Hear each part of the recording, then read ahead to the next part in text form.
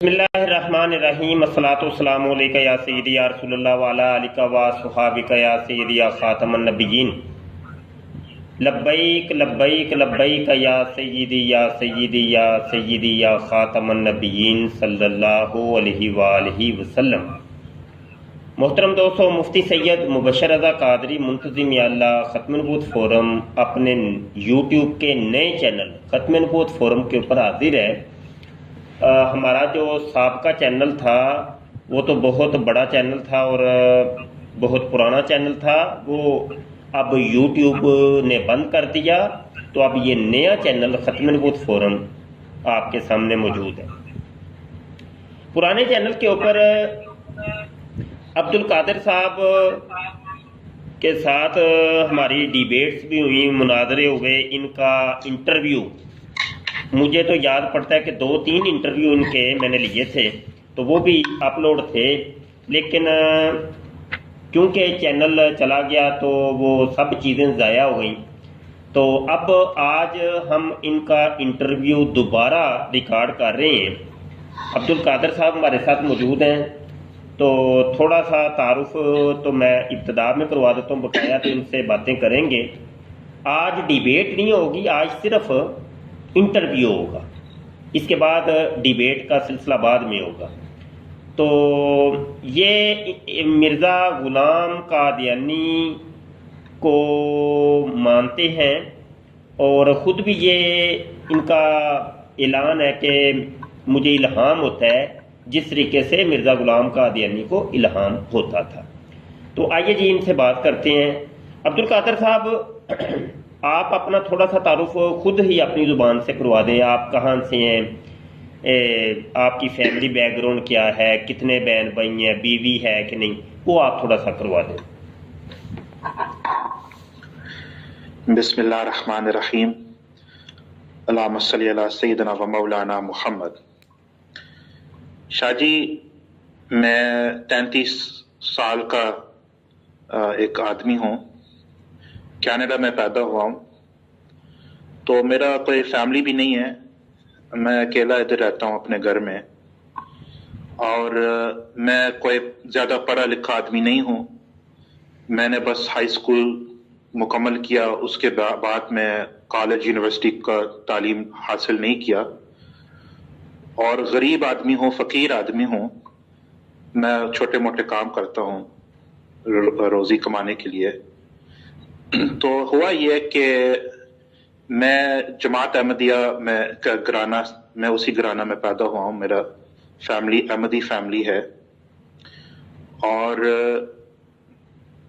जब मैं स्कूल में पढ़ रहा था, 16 साल, 17 साल, 18 साल, तो जमात के जो मजालिस है और महफिलें वगैरह उनमें जाता था। लेकिन ये जो कनाडा के जो सिक्योरिटी के लोग हैं, एजेंसीज के लोग हैं, उनने एक दफ़ा मुझे देखा और वो मुझसे किसी वजह से मुतासिर थे। ये जवान आदमी है, ये मतलब मुसलमान वाला हुलिया भी रखता है। उन दिनों में मेरा दाढ़ी और मूछें भी ताज़ा ताज़ा निकल रहे थे, शलवार कमीज टोपी पहनता। तो उन्होंने मुझे एक दिन बैठाए थे कैफ़े के अंदर और कहा, बेटे हमारे बात सुने, आप हमारे लिए थोड़ा सा काम करें, मतलब रज़ाकार के तौर पे वॉलंटियर काम करके। उन दिनों में इधर कनाडा में, उधर पूरी दुनिया में ये शिद्दत पसंदी और दहशत गर्दी का मसला मुसलमानों से। उन्होंने कहा कि आप का हुलिया भी ऐसा है और आप थोड़ा सा मतलब लगते हो कि आप इस्लाम पसंद आदमी हो, तो आप हमारे लिए काम करें। आपका तल्लुक है अहमदियत, लेकिन इसको थोड़ी लिए ना, इसको साइड पे रखे और आप जो है ना हमारे लिए काम करें। ये जो मुख्तलिफ सुन्नी मजालिस है और जमातें हैं, आप उनमें जाए करें और उनका कुछ पता करें, फिर हमें भी कुछ रिपोर्ट दे और थोड़ा सा इस तरह का ना हमारे लिए मुखबरी करे। मैंने कहा ठीक है, ये मतलब अमन के लिए, सिक्योरिटी के लिए ये काम करना अच्छा है। तो इस तरीके से मेरा आहिस्ता आहिस्ता मेरा जमात से तल्लुक जो है वो दूर हो गया, क्योंकि मैं फिर सुन्नी मसाजिद में, उनके महफिलों में, उनके मजालिस में تبلیغی جماعت کے ساتھ کبھی جا رہا ہوں، کبھی دوسرے جماعتوں کے ان کے مسجدوں میں ان کے جمعہ خطبہ میں جا رہا ہوں، میں ان کے ساتھ نماز پڑھ رہا ہوں، ان کے ساتھ تعلق بنا رہا ہوں، پہلے اس نیت سے. تو اس کی وجہ سے نا یہ ان لوگوں نے مجھے جماعت سے دور کیا، اور اس کے بعد جو ہے میرا پھر جماعت کے ساتھ جو تعلق جو ہے وہ وہ ختم ہو گیا، اور میں ان لوگوں کے ساتھ جو عام مسلمان ہیں ان کے ساتھ لگ گیا.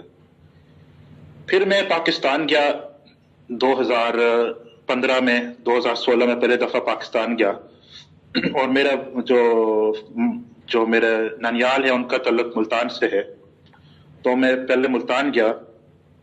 ملتان میں بڑا روحانی ماحول ہے، وہاں بہت سارے پیر فقیر ملنگ قسم کے بہت سارے مزارات ہے، بہت سارے صوفی حضرات ہے وغیرہ. تو اس ماحول سے متاثر ہوا، پھر مجھ پر بھی الہام آنا شروع ہوا، تو میں نے بھی سمجھا کہ میں بھی کوئی صاحب کشف ہوں، صاحب الہام ہوں، اور اللہ پاک جو ہے وہ مجھے اس طرف لانا چاہتا ہے کہ اللہ کے لیے کوئی کام کرے، دین اسلام کے لیے کوئی کام کرے.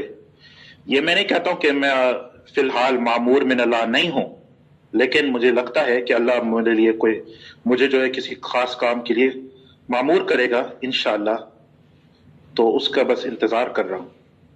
تو یہ حالت ہے. جی عبد القادر صاحب، لگتا ہے میری وائس کم آ رہی ہے، لیکن بڑی معذرت کے ساتھ سننے دیکھنے والوں سے عرض کروں گا کہ پتہ نہیں کیا ہوا ہے کہ مائک صحیح کام نہیں کر رہا. چلو تھوڑی بہت جو آواز آ رہی ہے اس سے گزارا کر لیں آپ لوگ. تو اللہ کے ہر کام میں حکمت ہوتی ہے، پتہ نہیں کیا مسئلہ ہے، واللہ عالم.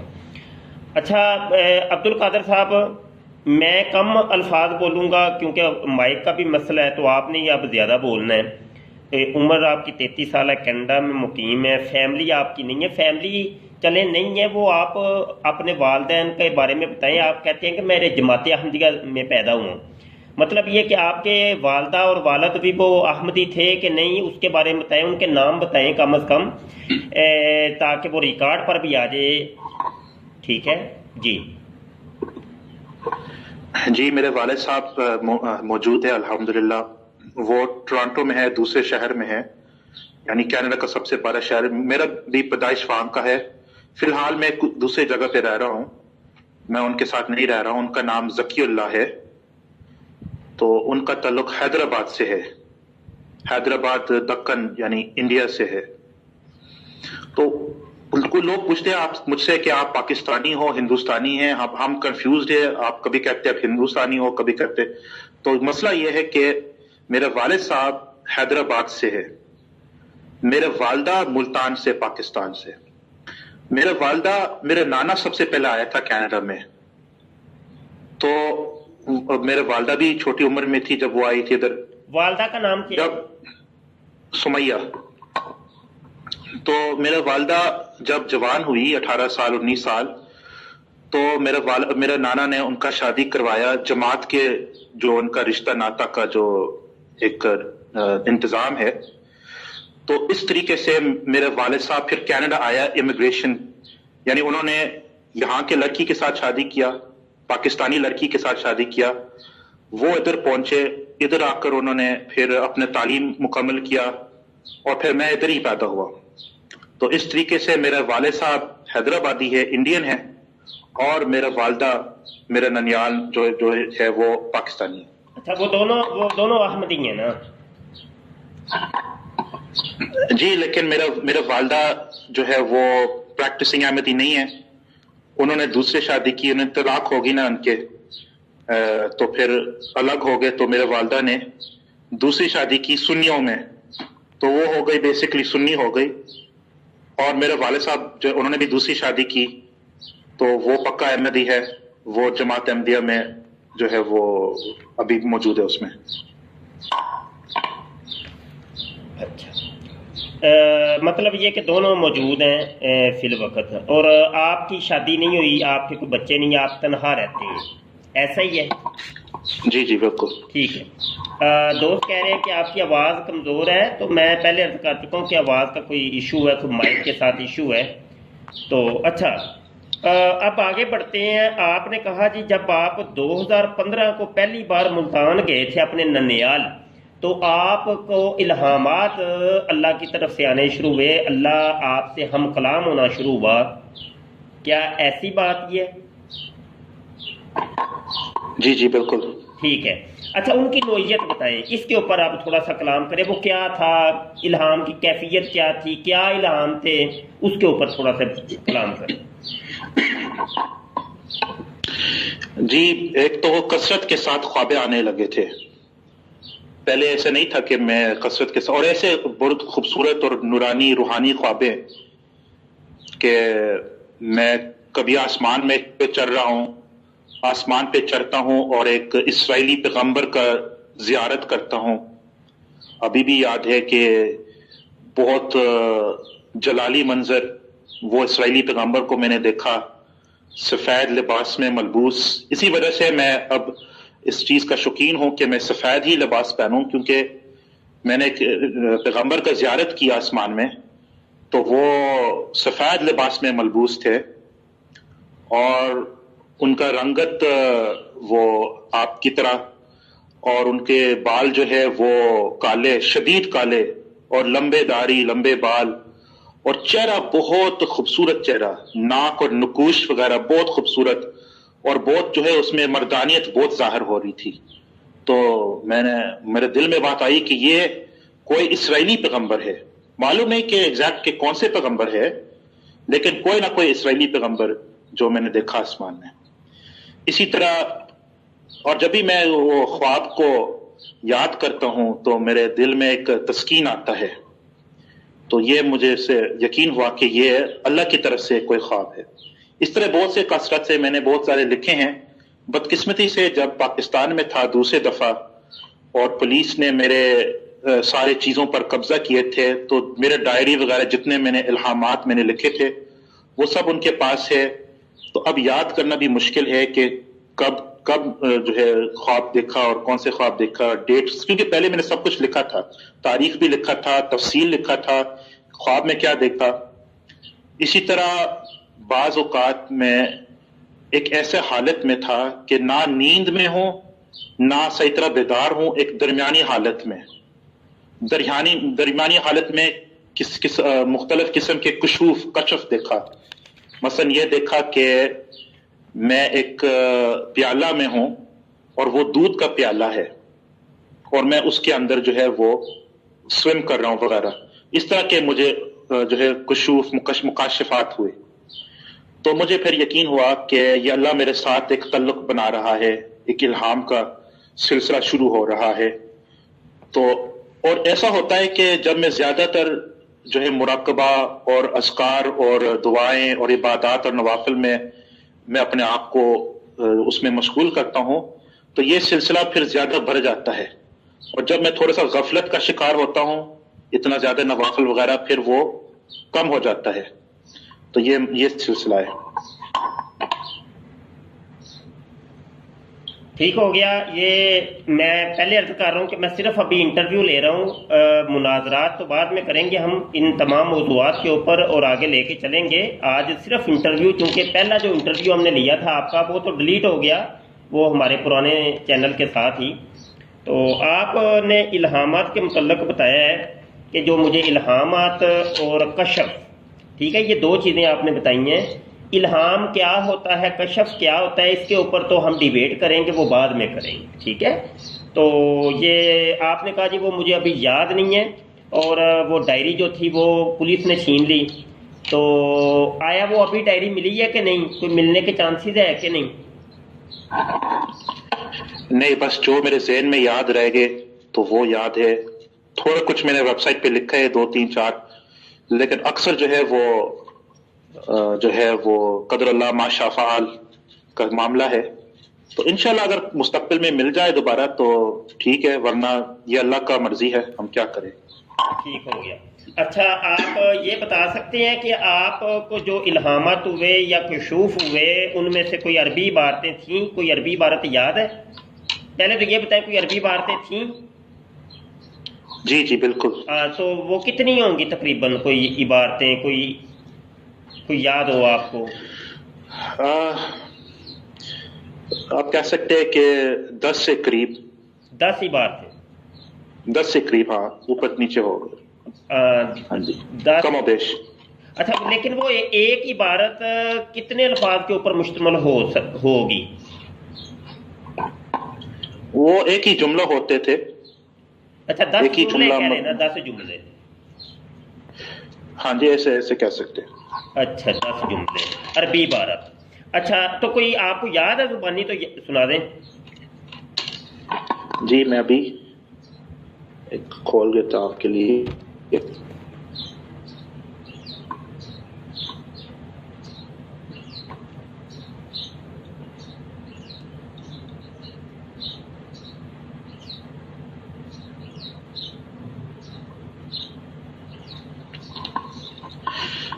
ایک یہ الہام ہے, سبحان اللہ سبحان ذی الجبروتی والملکوتی والکبریاء والعظمہ سبوح قدوس رب الملائکۃ والروح.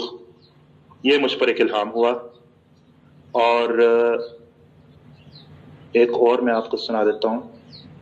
یہ عبارت ذرا دوبارہ سنا دیں مجھے. سبحان اللہ ہی.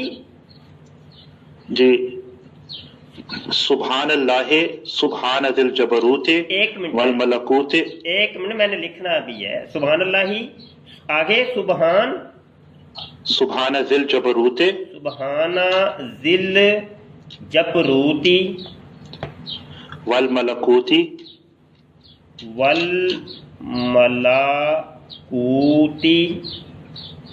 والکبریاء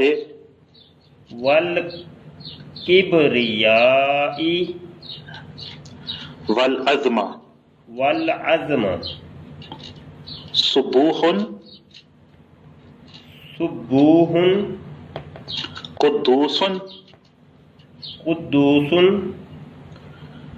رب الملائکۃ والروح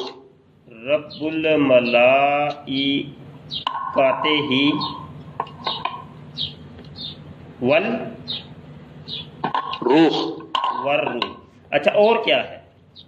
یہ تو ایک ہے.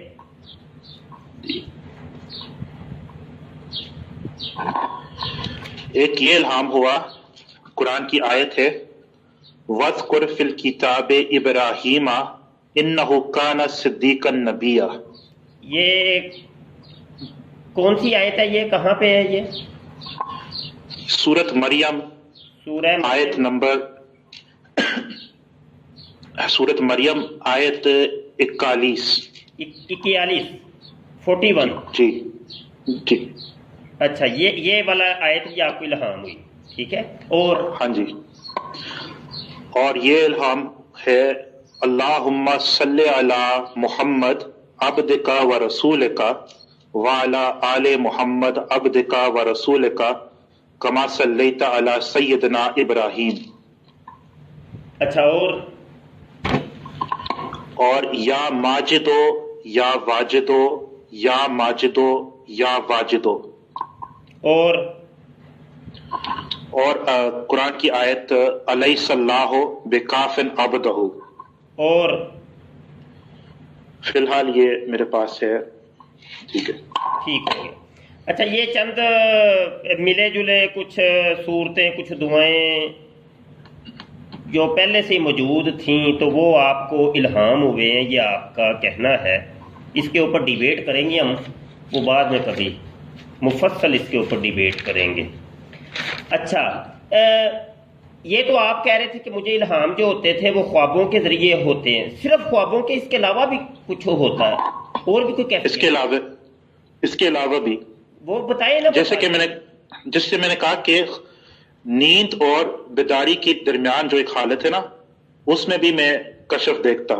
اچھا, ایک تو میں نے آپ کو بتا, نیند اور بیداری یہ کون سی کیفیت ہوتا ہے؟ یہ ایک درمیانی کیفیت ہے, آپ اس کو یہ کہہ لیں. اردو میں زیادہ وہ جو لفظ ہے نا اپروپریٹ مجھے ذہن میں نہیں آ رہا ہے, لیکن ایک درمیان کیفیت ہے نا, درمیانی حالت ہے. یہ کون سی کیفیت ہوتی ہے یہ بتائیں تو صحیح نا.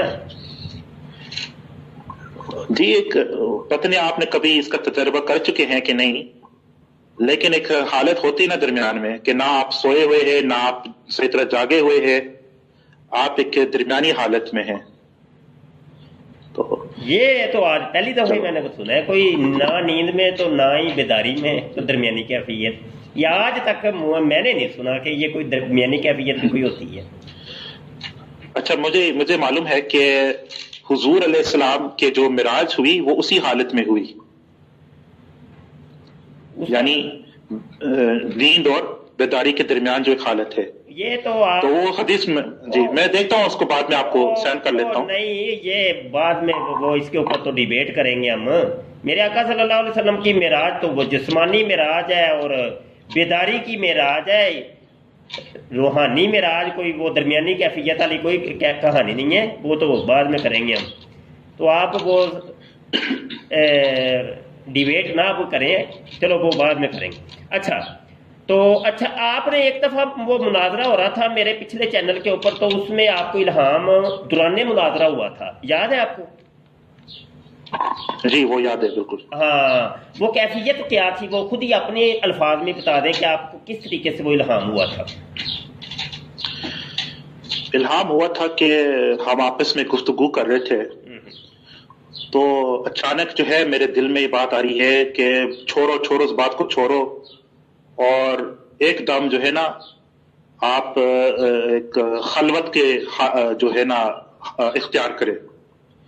تو میں ایک دم جو ہے چادر جو ہے وہ اپنے اوپر جو ہے، عموماً اسی حالت میں الہام ہوتا ہے کہ انسان خلوت میں ہے، چادر اپنے آپ پر اوڑھتا ہے، اپنے منہ وغیرہ وہ چھپاتا ہے تاکہ وہ ڈسٹریکشن نہ ہو، ادھر ادھر جو ہے وہ اپنا نگاہ نہ ہو، اور الہام جب حاصل ہو رہا ہے نا، وصول ہو رہا ہے، تو اس پر پورا توجہ کرے. تو اسی طرح وہ پھر ایک باتیں دل میں آتے بہت تیزی کے ساتھ، بہت جو ہے وہ ہاں جی سپیڈ کے ساتھ آتے. اچھا، وہ جو الہام آپ کو ہوا تھا، اس کا ہمیں یہ بھی پتا چلا کہ آپ کو اردو کے اندر بھی اور بیداری، بالکل بیداری کے اندر بھی الہامات ہوتے ہیں، اور آپ کا خدا جو ہے اللہ پاک جو ہے وہ جناب آپ سے مخاطب ہوتا ہے، آپ سے کلام کرتا ہے. اس سے تو یہ پتا چلا. جی لیکن اس طرح کے الہام جس طرح وہ والا الہام ہے نا، یہ الفاظ میں نہیں ہوتے نا. یہ نہیں کہ الفاظ میں سنتا ہوں، یہ دل میں ایک بات آتی ہے، ایک سوچ آتی ہے. آپ یہ کہہ سکتے کہ یہ الفاظ میں مشتمل نہیں ہے، یہ ایک آئیڈیا ہے. اس کو آپ القاء بھی کہہ سکتے ہیں، یا اس کو ایک عبارت آتی ہے اصل میں دل کے اندر. اچھا، دل میں ایک عبارت آتی ہے، اس کو القاء بھی کہہ سکتے ہیں. یہ القاء، الہام، کشف، اس کے اوپر ہم بعد میں ڈیبیٹ کرنی ہے، کیونکہ اس موضوع پہ پہلے بھی میں کر چکا ہوں آپ سے ڈیبیٹ، لیکن میں پھر عرض کر رہا ہوں کہ وہ چونکہ چینل ہی وہ خطا ہو گیا، تو اب اس چینل کے اوپر ہم نئے سرے سے اب کرنی پڑیں گی تمام چیزیں. اچھا، ابھی موجودہ اپنی کیفیت آپ بتا دیں کہ کیا جماعت احمدیہ والے یا جماعت احمدیہ کے بہت سے فرقے ہیں قادیانی مردیوں کے، تو کوئی ایک فرقہ بھی آپ کو تسلیم کرتا ہے اپنا نمائندہ کہ نہیں کرتا؟ جو بڑا جماعت ہے نا احمدیوں میں سے، جس کا خلیفہ حضرت مرزا مسرور احمد صاحب ہے. اب یہ بات ہے کہ میں ان کی بیعت میں نہیں ہوں، لیکن میں اس جماعت کو پسند کرتا ہوں کہ یہی لوگ اسلام کا صحیح نشر اشاعت کا کام کر رہے ہیں، اور ان کا عقیدہ بھی صحیح ہے، ان کے اعمال بھی صحیح ہے. لیکن اصل بات یہ ہے کہ میں ایک گناہ گار آدمی ہوں، اور میرے اندر جو ڈسپلن ہے نا وہ نہیں ہے کہ میں کسی جماعت کے ساتھ جڑ جاؤں اور کسی کے بیعت میں چلے جاؤں. کرنا چاہیے اس طرح، لیکن میں ایسا نہیں کرتا ہوں، کیونکہ مجھے پتا ہے کہ میں پھر ایک ناکام آدمی ہوں، پھر جو ہے وہ میں صحیح طرح اس کا حق ادا نہیں کر سکوں گا. لیکن میں 2015 میں ربوہ گیا تھا. جب میں پاکستان میں تھا میں نے ربوہ کا زیارت کی. جب ربوہ میں پہنچا تو وہاں کچھ 2-3-4 مربیاں سے ملاقات کی. انہوں نے مجھے اپنے مہمان کے طور پر مجھے رکھا اپنے گھر میں. تو میں نے ان سے کہا کہ میرا خواہش ہے کہ میں دوبارہ جماعت میں جو ہے چلے جاؤں، میں حضرت صاحب کے ہاتھ پر بیعت کرنا چاہتا ہوں اور آپ کی طرح ایک احمدی بننا چاہتا ہوں۔ انہوں نے کہا ٹھیک ہے، لیکن ان کو پتہ چلا کہ میں ویزا پہ آیا تھا پاکستان میں، اور ویزا، کیونکہ میں پاکستان کا شہری نہیں ہوں، ویزا پہ آیا تھا اور میں نے ویزا کو اوور اسٹے کیا، تو کہ غیر قانونی کام کر رہا تھا۔ تو انہوں نے کہا کہ ہمارا پالیسی ہے کہ ہم بیعت کو نہیں لیتے ان لوگوں سے جو غیر قانونی کام میں ملوث ہے، لہٰذا آپ اپنے ملک میں واپس چلے جاؤ کینیڈا میں، وہاں جب آپ پہنچیں گے تو پھر آپ ادھر کے جماعت سے جو ہے وہ رابطہ کرے اور پھر بیعت دے۔ جب میں کینیڈا میں واپس آیا تھا 2016 میں، تو پھر یہ دل میں بات آ رہی تھی کہ نہیں، میں نے یہ بیعت کا جو شوق تھا نا، وہ پتہ نہیں کیوں وہ چلا گیا، اور میں کہا شاید اللہ میرے لیے کوئی اور جو ہے وہ میرے لیے کوئی اور مراد رکھ رہا ہے، کوئی اور ارادہ ہے میرے لیے، تو اس وجہ سے میں بیعت نہیں کی۔ لیکن میں سمجھتا ہوں کہ بیعت کرنا اچھی بات ہے، کیونکہ ہر انسان کے لیے، مسلمان کے لیے امام ہونا چاہیے، وہ مبائی ہونا چاہیے، کیونکہ حضور اکرم صلی اللہ علیہ وسلم نے فرمایا من مات بغیر امام فمات میتۃ جاہلیۃ، جو کوئی امام کے بغیر مر جاتا ہے وہ جہالت کا موت مرتا ہے، لہٰذا امام کے ہاتھ پر بیعت کرنا جو ہے وہ نہایت ضروری ہے۔ تو انشاءاللہ دیکھتے ہیں اللہ پاک اس کے لیے میرے لیے کیا رہنمائی فرماتا ہے، تو ہم دیکھتے ہیں۔ یہ آپ نے ایک حدیث کا حوالہ دیا ہے کہ جو شخص امام کے بغیر مر جاتا ہے وہ جہالت کی موت مرتا ہے، یہ حدیث کا حوالہ آپ دے سکتے ہیں؟ کہاں پہ ہے یہ؟ جی یہ مسند امام احمد میں حدیث ہے۔ رقم الحدیث کو بتا دیں آپ۔ جی میں اپنا شاملہ صاحب میں نکالتا ہوں، 2 سیکنڈ آپ کو دیکھیں۔ اچھا، دوسری بات یہ ہے کہ یہ ایک کمنٹ ہے کسی غالباً احمدی کا، یہ کمنٹ ہے منور احمد ہے، کہتے ہیں لو جی اس نے خود ہی کہہ دیا ہے کہ کسی کی بیعت میں نہیں ہے، اب اسے قادیانی، مرزئی یا احمدی نہ کہنا، آپ اس کے اوپر کیا کہیں گے؟ بالکل، میں یہ کہتا ہوں کہ میں قادیانی نہیں ہوں، میرے کسی جماعت سے تعلق نہیں ہے، تو میں ظاہر ہے میں جماعت کا نمائندہ نہیں ہوں۔ ہاں یہ ضرور کہتا ہوں کہ میں جماعت کو پسند کرتا ہوں۔ آپ احمدی نہیں ہیں؟ جی آپ احمدی نہیں ہیں؟ نہیں، اس لحاظ سے نہیں ہوں کہ میں اس جماعت سے میرا تعلق نہیں ہے، اس لحاظ سے احمدی ہوں کہ میں حضرت احمد علیہ السلام کو مانتا ہوں، تو میں احمدی نام کو پسند کرتا ہوں۔ حضرت احمد علیہ السلام سے مراد کون ہے؟ حضرت نبی پاک محمد صلی اللہ علیہ وسلم۔ مطلب یہ کہ مرزا غلام قادیانی کو آپ کیا مانتے ہیں؟ یہ سوال تو یہ۔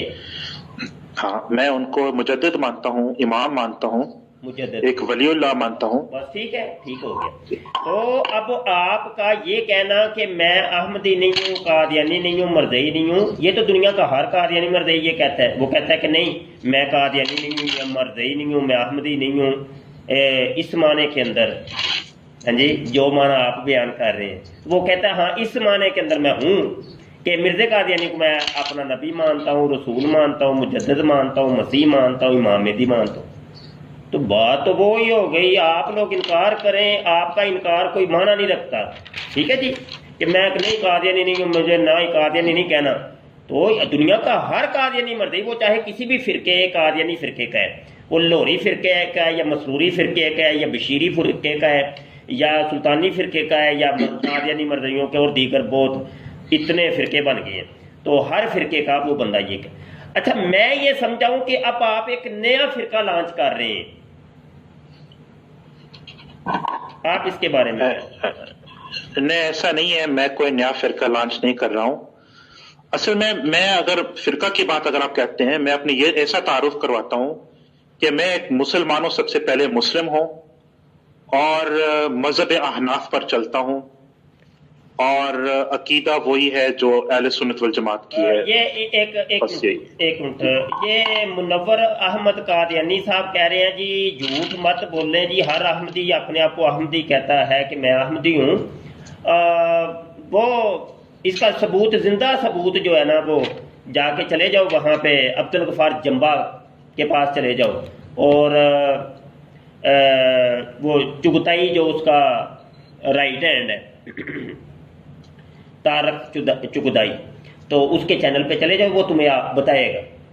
حالانکہ وہ کٹر قادیانی ہے، مرزئی ہے، مرزا غلام قادیانی کو اپنا نبی مانتا ہے، رسول مانتا ہے، مجدد مانتا ہے، مسیح مانتا ہے، امام مہدی مانتا ہے، سب مانتا ہے، لیکن وہ کہتا نہیں میں احمدی نہیں ہوں. تم کہہ رہے ہو کہ وہ نہیں، ہر قادیانی مرزئی کہتا ہے کہ میں احمدی ہوں. جھوٹے ہو تم لوگ.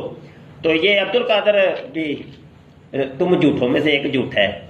تو وہ تو عبد القادر سے بھی آگے مناظرے ہوں گے تو بات بڑھے گی. اچھا عبد القادر، وہ حدیث آپ کہہ رہے تھے مسند احمد کی، وہ چلو پھر بعد میں اس کے اوپر بھی دیں گے. ابھی تو آج تو انٹرویو ہے، تو انٹرویو میں بس چند ابتدائی چیزیں. اچھا، تو آپ کام کاج کیا کرتے ہیں؟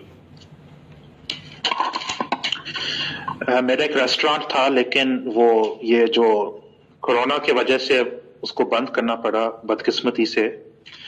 تو فی الحال میں ایک آن لائن کورس کر رہا ہوں تاکہ میں اسکول میں ایک کام کر سکوں. تو وہ کورس تقریباً سال کا ٹائم لگے گا.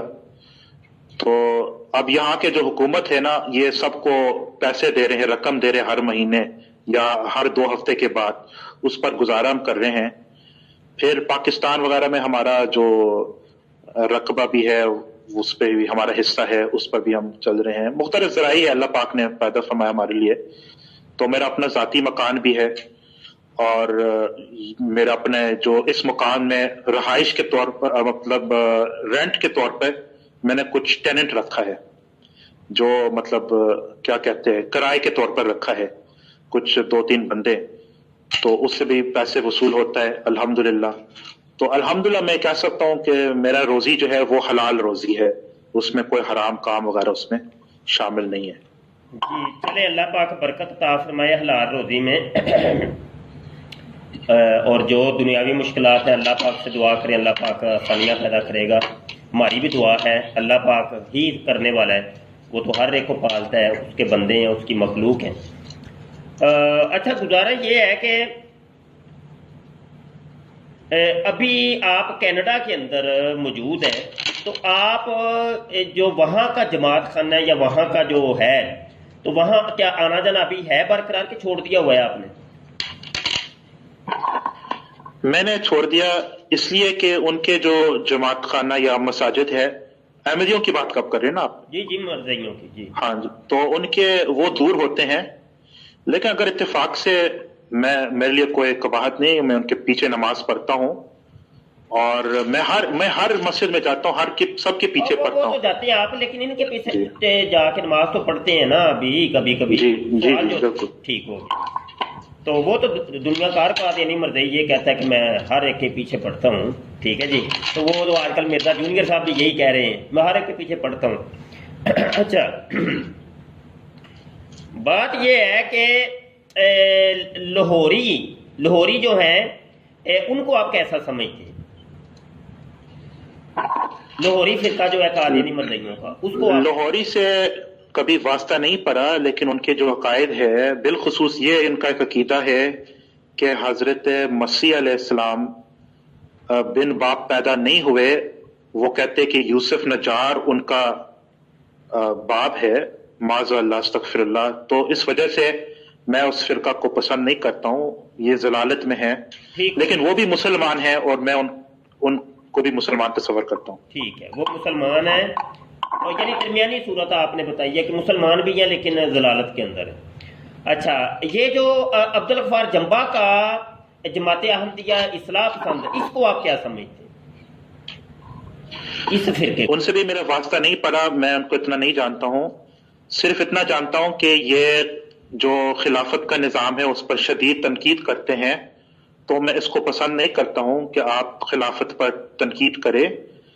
حضرت مرزا مسرور احمد بہت نہایت شریف النفس انسان ہے اور اپنے جماعت کا امام ہے، ان کا احترام کرنا چاہیے. جو عبد الغفار جمبا صاحب ان پر تنقید کر رہے ہیں اور دوسرے خلفاء پر تنقید کر رہے ہیں، اچھی بات نہیں ہے. اور میں ان سے گزارش کرتا ہوں کہ یہ کام چھوڑے اور اسلام کا نشر اشاعت کا کام کرے، اچھے کام کرے. یہ تنقید اور یہ اس طرح کی اس کو چھوڑے. اچھا، آپ نے یہ 3-4 فرقے جو قادیانی مرزائیوں کے ہیں ان کے بارے میں اپنی رائے دی ہے. اب میں آپ سے پوچھتا ہوں کہ قادیانی مرزائیوں کا ایک مین فرقہ ہے جس کو لیڈ کر رہے ہیں ناصر سلطانی، جو ابھی کے جیل کے اندر ہے، اور ان کے ساتھ آپ بھی جیل کاٹ کے آئے ہیں. تو ان کے بارے آپ کیا کہیں، اس فرقے کے بارے؟ ہاں دیکھیے، باقی فرقوں کے میں نے اتنا زیادہ میرا واسطہ نہیں پڑا، جس طرح لاہوری ہے، عبدالغفار جمبا ہے وغیرہ، لیکن ناصر سلطانی سے بہت قریب سے میں نے ان کو دیکھا. میں ان کے ساتھ جیل میں رہا 5 مہینے. تو پھر اس نتیجہ پر پہنچا کہ یہ آدمی غلط ہے، غلط قسم کے عقائد رکھتا ہے اور غلط کاموں میں بھی مصروف ہے، اور میں اس کو اچھا نہیں سمجھتا ہوں، اور اس کو میں اس کو کیا مزید کہوں، میں اس کو اچھا نہیں سمجھتا ہوں. یہ دعویٰ کرتا ہے کہ میں مجدد ہوں، لیکن مجدد نہیں ہے، بالکل کوئی مجدد نہیں ہے. تو یہ چلیں جی، بہت شکریہ عبدالقادر صاحب. انٹرویو آج کا کمپلیٹ ہوا، اور یہ چونکہ انٹرویو اس لیے یہ لیا گیا ہے کہ چونکہ سابقہ جو انٹرویوز تھے جو ہمارے سابقہ چینل پر تھے وہ سارے تو ختم ہو گئے چینل کے ختم ہوتے ہی. تو آج میری کوئی مائک کی وائس کا بھی کوئی ایشو بنا ہوا ہے، تو اس کی میں معذرت کر لیتا ہوں اپنے سننے دیکھنے والوں سے. عبدالقادر صاحب سے اب مناظرات تقریباً روزانہ کی بیس کے اوپر ڈیلی ہوا کریں گے، یا مطلب ٹائم سیٹ کر کے، کیونکہ پہلے بھی ان کے ساتھ بڑے مناظرے ہو گئے، اب وہ ساری چیزیں دوبارہ کرنی پڑنی ہیں، یہ مسئلہ ہے. تو اور یہاں پہ منور صاحب مجھے نظر آ رہے ہیں، منور صاحب سے بھی میں گزارش کروں گا کہ ڈیبیٹ کریں جی لائیو. کمنٹ کا تو فائدہ ہی کوئی نہیں ہے. ہاں، جو بات کہنی ہے، کوئی اعتراض کرنا ہے، کوئی ہے جو ہے وہ آمنے سامنے آ کے بندہ کر لے. تو یہ دیکھیں عبدالقادر صاحب بھی تو آئے ہی ہیں نا، تو منور صاحب بھی آ جائیں گے تو کوئی ہمیں فرق نہیں پڑتا. تو لائیو آ کے ڈیبیٹ کریں. تو انشاءاللہ میں اپنے مائک کو بھی دیکھتا ہوں کیا مسئلہ ہے. ہو سکتا ہے آج رات کو یا کل، یا آج رات یا کل کوئی میں ٹائم سیٹ کر لیتا ہوں.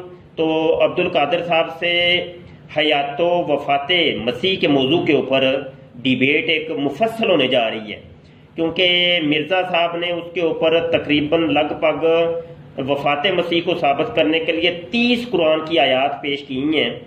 تو اور لگ بھگ 20 کے قریب تو احادیث 20 سے زیادہ ہی ہیں. تو میں سمجھتا ہوں کہ یہ ایک دفعہ یہ بھی کٹا نکال ہی دینا چاہیے.